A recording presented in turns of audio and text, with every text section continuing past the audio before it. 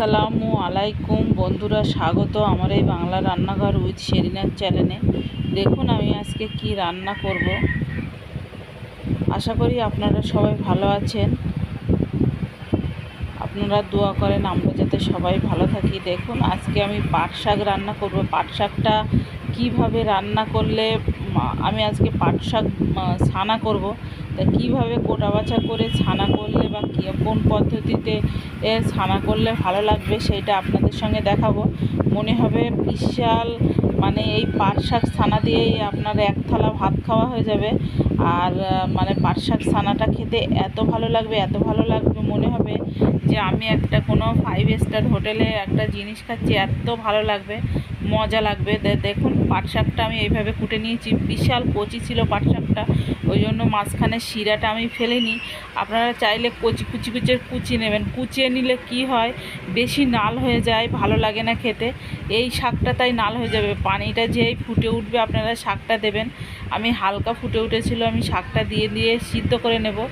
এইভাবে শাকটা প্রথমে দিয়ে কড়াইতে, তারপরে আমি একটু নাড়াচাড়া করে লবণ আর পরিমাণ অল্প একটু হলুদ আপনারা চাইলে দিতেও পারেন, নাও পারেন, না দিলেও হবে, দিলেও হবে। তা দেখুন আমার শাকটা মানে ফুটে উঠেছে, মানে কত সুন্দর একটা।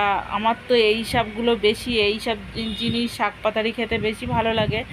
আর এইভাবে এই শাকটা ভাবছেন যে কেমন লাগবে, এত ভালো লাগবে, এত ভালো লাগবে, সে আপনার ভাবনার বাইরে। আমার তো খুবই ভালো লাগে এই শাক ছানাটা।